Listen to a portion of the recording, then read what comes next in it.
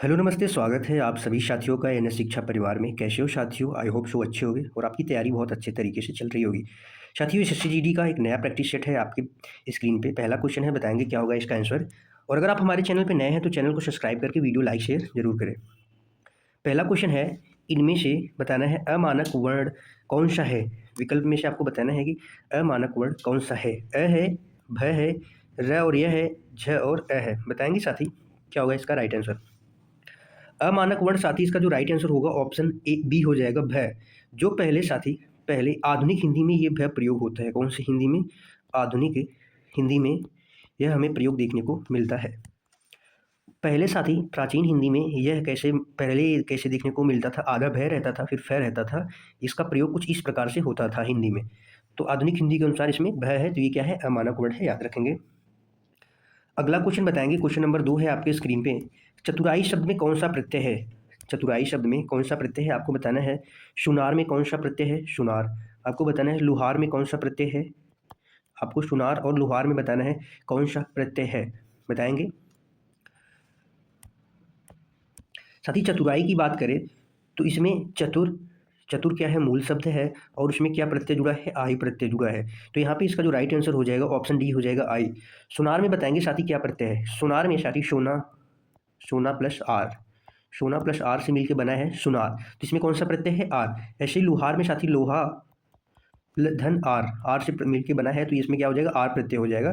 प्रत्यय साथी शब्दांश होते हैं जो क्या करते हैं? मूल शब्द के बाद में प्रयुक्त होते हैं, ये भी आप याद रखेंगे। अगला क्वेश्चन बताएंगे, क्वेश्चन नंबर 3 है आपके स्क्रीन पर। कथन किसके लिए प्रयोग किए जाते हैं? कथन किसके लिए प्रयोग किए जाते हैं? विशेषण के लिए, अलंकार, सर्वनाम, संज्ञा के लिए। कथन यानी साथी क्या होता है? कथन यानी विशेषण।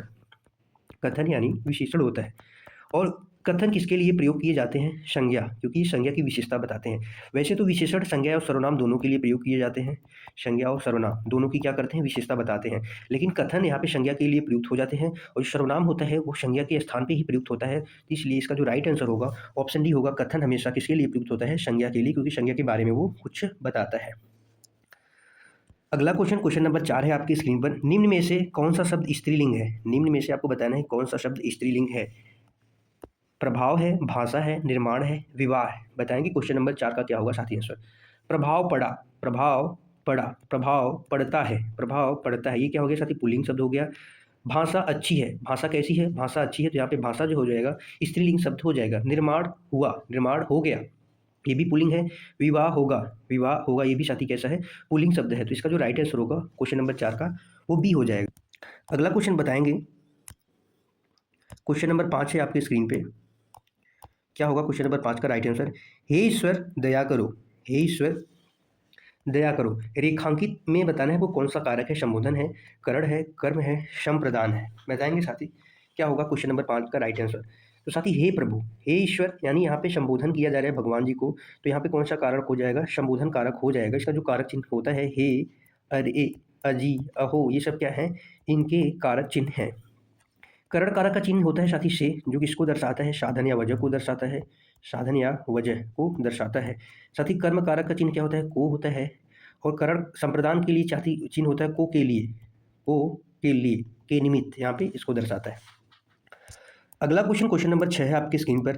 शहर संज्ञा का कौन सा प्रकार है? आपको बताना है कि शहर संज्ञा का कौन सा प्रकार है। जातिवाचक है, व्यक्तिवाचक संज्ञा है, समूहवाचक है, भाववाचक संज्ञा है। कौन सा संज्ञा का प्रकार है?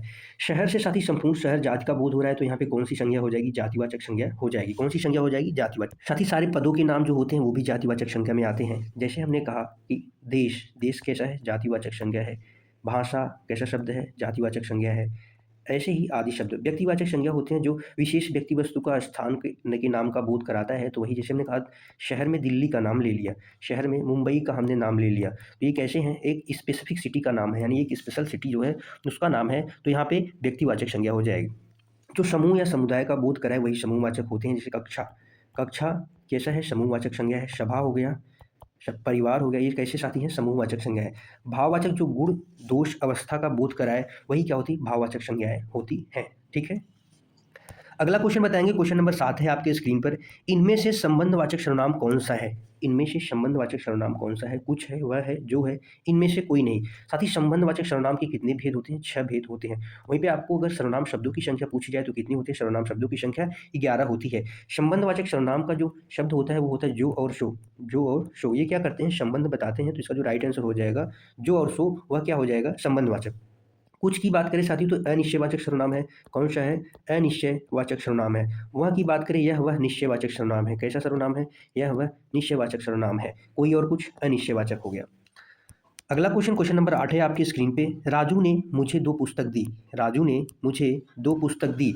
इस वाक्य में 2 किस प्रकार का विशेषण है? इस वाक्य में 2 किस प्रकार का विशेषण है? परिमाणवाचक है, गुणवाचक विशेषण है, संख्यावाचक है, सार्वनामिक विशेषण है। परिमाण यानी साथी जहाँ मात्रा या मापतौल, परिमाण परिमाण का मतलब क्या होता है? जहाँ मात्रा या मापतौल की बात हो वहाँ पे क्या होता है? परिमाण होता है। जहाँ गुण के बारे में, गुण दोष अवस्था को बताया जाए वहाँ पर गुणवाचक विशेषण होता है। जहाँ संख्याओं की बात हो, यहाँ पे आप 2 संख्या की बात हो रही है इसलिए यहाँ पे क्या हो जाएगा? संख्यावाचक विशेषण हो जाएगा।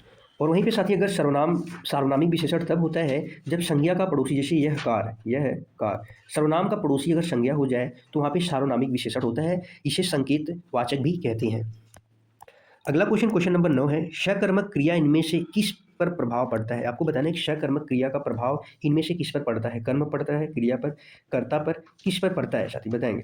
साथी हम बात करें कर्म के आधार पर, कर्म के आधार पर क्रिया को 2 भागों में बांटा गया है।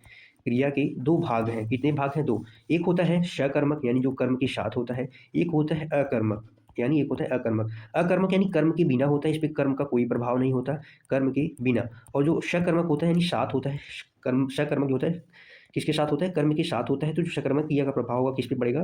कर्म पे पड़ेगा। दौड़ना, दौड़ना, कूदना, नाचना, ये सब क्या है? अकर्मक क्रिया है। इसमें क्या का प्रश्न करने से जवाब नहीं मिलता है अकर्मक क्रिया में। और सकर्मक क्रिया में क्या का प्रश्न करने से कर्म मिलता है, जवाब मिलता है, तो वही सकर्मक होती है। अगला क्वेश्चन बताएंगे, क्वेश्चन नंबर 10 है आपकी स्क्रीन पर। बारिश बहुत ज़्यादा हो रही है। बारिश बहुत ज़्यादा हो रही है। आपको यहाँ पे बताना है ज़्यादा शब्द में क्या है? संज्ञा है, सर्वनाम है, क्रिया है, विशेषण है, क्रिया विशेषण है। बताएंगे साथी। ज़्यादा किसकी विशेषता बता रहे हैं? होने की। किसकी होने की? बारिश की होने की। होना यहाँ पे क्या है साथी? क्रिया है। और जो क्रिया की विशेषता बताता है वही क्या होता है? क्रिया विशेषण होता है। जो क्रिया की विशेषता बताया वही क्या होता है? क्रिया विशेषण होता है। अगला क्वेश्चन, क्वेश्चन नंबर 11 है आपके स्क्रीन पर। एक हाथ से ताली नहीं बजती। एक हाथ से ताली नहीं बजती है। मुहावरे का क्या अर्थ होगा? झगड़े में दोनों पक्ष दोषी होते हैं। हर बात पर ताली नहीं बजती। काम करने के लिए दोनों हाथों की जरूरत होती है। अकेला आदमी झगड़ा नहीं करता। बताएंगे साथी क्वेश्चन नंबर 11 का क्या आंसर होगा? एक हाथ से ताली नहीं बजती का मतलब है कि दोनों हाथ से ताली बजती है। इसका मतलब है कि दोनों हाथ से ताली बजती है यानी झगड़ा में दोनों पक्ष क्या होते हैं? झगड़े में दोनों पक्ष दोषी होते हैं। तो इस क्वेश्चन नंबर 11 का जो राइट आंसर होगा ऑप्शन ए हो जाएगा। अगला क्वेश्चन, क्वेश्चन नंबर 12 है आपकी स्क्रीन पर। इनमें से शुद्ध शब्द कौन सा है? आपको बताना है कि इसमें से शुद्ध शब्द आपको बताना है। अध्येता, अध्याय, अध्यात, अधिएता, अध्येता। साथ ही ये 2 शब्दों से मिलकर बनते हैं जिसका होता है जो मिलता है अधि और एता। अधि और एता के मिलने से बनता है, अधि और एता के मिलने से बनता है अध्येता। और इसमें संधि कौन सी है? यण संधि। कौन सी संधि है? यण स्वर संधि है। ये भी आपको याद रखना है। अगला क्वेश्चन, क्वेश्चन नंबर 13 है। इनमें से किस शब्द की वर्तनी शुद्ध है? वर्तनी की दृष्टि से आपको बताना है शुद्ध है। द्वारका, द्वारका, द्वारका है, द्वारिका है, द्वारिका है। बताएंगे साथी कभी भी द्वारिका नहीं होता है और क्या होता है? द्वारका होता है। जहाँ पे द क्या होता है? अर्थ रूप होता है द का। द्वारका क्या होता है? द्वारका हमेशा सही होता है। अगला क्वेश्चन बताएंगे, क्वेश्चन नंबर 14 है आपकी स्क्रीन पर। निम्नलिखित वाक्यों में कौन सा कथन अशुद्ध है? आपको बताना है कौन सा कथन अशुद्ध है। हमारे पास समय कम है। कल लोगों की भीड़ जमेगी। कहाँ जाना है? शायद बारिश हो रही है। शायद बारिश हो रही है। साथ ही यहाँ पे देखेंगे हमारे पास समय कम है, ये वाक्य सही है। कहाँ जाना है? शायद बारिश हो रही है। यहाँ पे आप देखेंगे कुछ लोगों की भीड़ जमेगी। क्या भीड़ जमती है या इकट्ठी होती है? साथ ही भीड़ इकट्ठी होती है। क्या होती है? भीड़ इकट्ठी होती है या जुटती है। तो यहाँ पे यही वाक्य क्या हो जाएगा? अशुद्ध हो जाएगा। यही वाक्य क्या हो जाएगा? अशुद्ध हो जाएगा। अगला क्वेश्चन, क्वेश्चन नंबर 15 है। उथला शब्द का आपको क्या बताना है? विलोम। उथला का क्या होगा? विलोम। गहरा होगा, छिछला होगा, समतल होगा, उभार। उथला का साथ ही अर्थ होता है गहराई। उथला का होता है कम गहरा, जिसको कम गहरा कहते हैं वही उथला होता है। अधिक गहरा इसका विलोम हो जाएगा गहरा यानी अधिक गहरा। ठीक है, याद रखेंगे। अगला क्वेश्चन, क्वेश्चन नंबर 16 है आपके स्क्रीन पे। बताएंगे क्या होगा इसका आंसर। निम्नलिखित में से विलोम युग्म आपको बताना है कौन सा गलत है। आपको बताना है कौन सा त्रुटि है, किसमें त्रुटिपूर्ण है बताना है। आधार, आधेय, विपत्ति, संपत्ति, आमिष, शामिष, विनीत, उद्धृत। क्वेश्चन नंबर 16 का क्या होगा साथी आंसर? क्वेश्चन नंबर 16 इसका हो जाएगा साथी ऑप्शन सी। आमिष और सामिष ये क्या है? एक दूसरे के पर्याय हैं। आमिष का जो विलोम होगा क्या हो जाएगा? निरामिष। क्या होगा? निरामिष यानी बिना मांस के।